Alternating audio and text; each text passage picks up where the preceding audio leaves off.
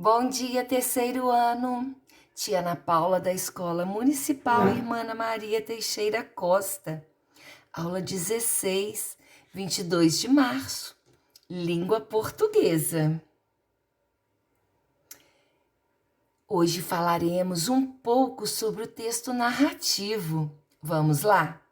O texto narrativo é aquele texto que conta uma história.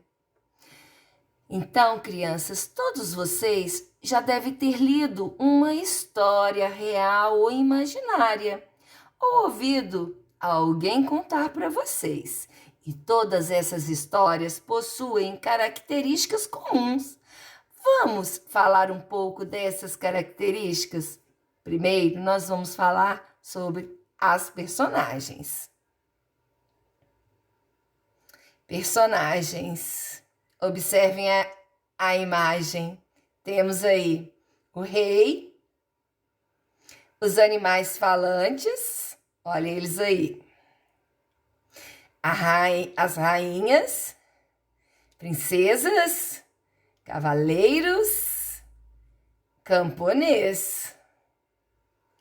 Agora nós temos o espaço, né? Onde se desenrolava a história. Este espaço é o cenário onde as personagens sofrem ou executam as ações. Pode ser uma floresta encantada, olha a imagem. Pode ser um castelo, observem aí. Então, o espaço, gente, é o lugar onde acontecem as ações das personagens, certo? Os acontecimentos da narrativa ocorrem em um determinado momento, ou seja, em um tempo determinado. E nesse tempo desenvolve-se o enredo, tá? O tempo é quando os fatos ocorrem, tá? Então, olha, pode acontecer na manhã de primavera, numa noite de verão, tá? Então, o que é o enredo? É nele que se apresenta o desenvolvimento da história, com surgimento de personagens e a existência de conflitos, situação, problema. Então, gente, o enredo é a sequência de acontecimentos da história. E o conflito, o que é o conflito? São os problemas que vão surgindo durante aquela história. E temos também o narrador, aquele que conta a história. Todos esses elementos juntos compõem um texto narrativo.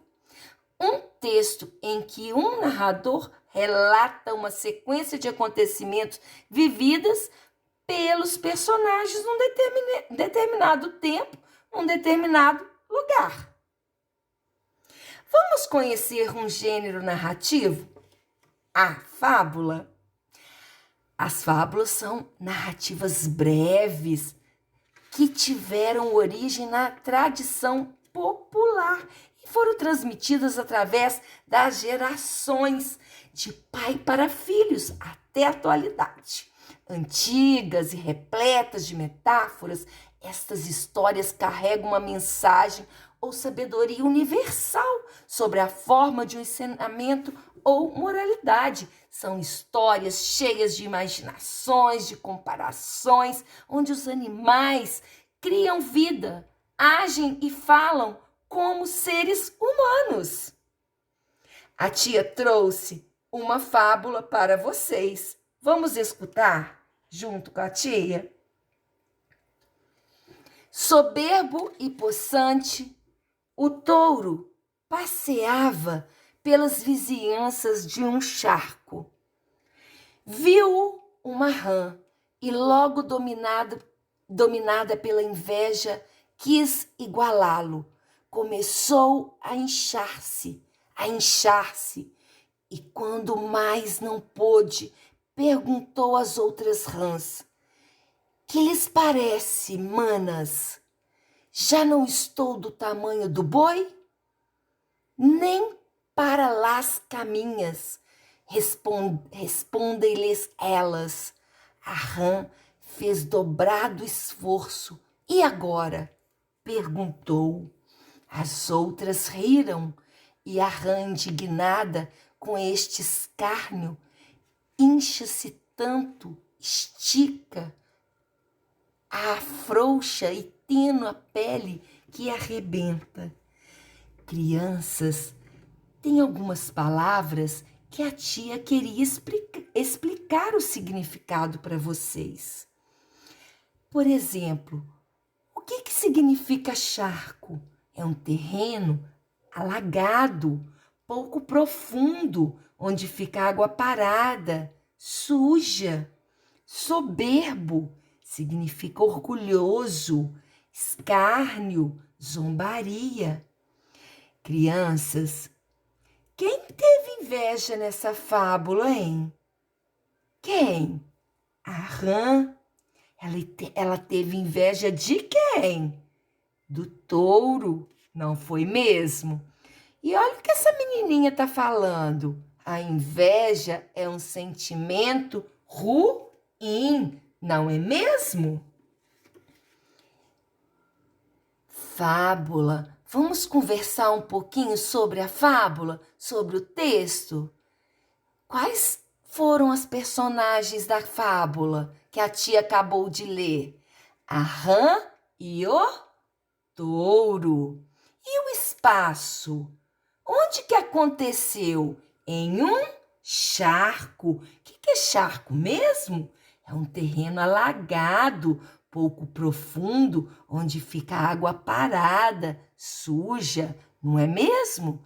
E o conflito, né? O que é o conflito? São os problemas que foram surgindo durante a história. Qual que foi o conflito na história que a tia acabou de ler? A rã querendo ser do tamanho do touro. E o desfecho? A explosão da rã. E a moral da história? O que é a moral da história, hein, crianças? Qual que foi? Que nós não devemos ter inveja dos outros, não é mesmo? Olha, as fábulas trazem um ensinamento para a gente, que chamamos de moral da história. Então, e qual que foi a moral, então, da história? Que nós não devemos ter inveja dos outros. Agora, vamos estudar a letra R. Observem as palavras rã, touro. Qual é a consoante que elas têm em comum? R. A letra R. Observe a palavra rã. O som representado pela letra R nessa palavra é forte ou fraco? R. Forte. Agora observe a palavra touro. O som representado pela letra R nessa palavra é forte ou fraco? Fraco. A letra R de touro é fraco. Assim podemos dizer, quando a letra R aparece em início de sílaba entre vogais, ela representa um som fraco ou brando. Exemplo, touro, coração, estourou. Quando a letra R aparece no início de uma palavra, ela representa um som forte. Rã, rua, roubou. Agora vamos falar das palavras E e O, em posição átona em final de palavras. Leia as palavras abaixo. Menino, o. Menino. Carrinho, o. Carrinho. Percebemos o fato de que na fala do dia a dia, o O pode virar U. Então, a gente acaba pronunciando menino e carrinho. Na fala, trocamos o O pelo U. Mas na escrita, crianças, nós não podemos escrever dessa maneira, não, tá? Na escrita não pode acontecer. A mesma coisa acontece com palavras escritas com E em posição final nas palavras tomate, tomate.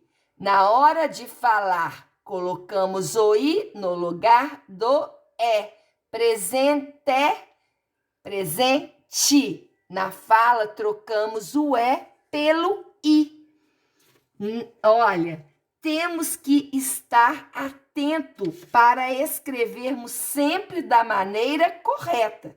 Na escrita, nós podemos escrever presente? Não, temos que escrever presente.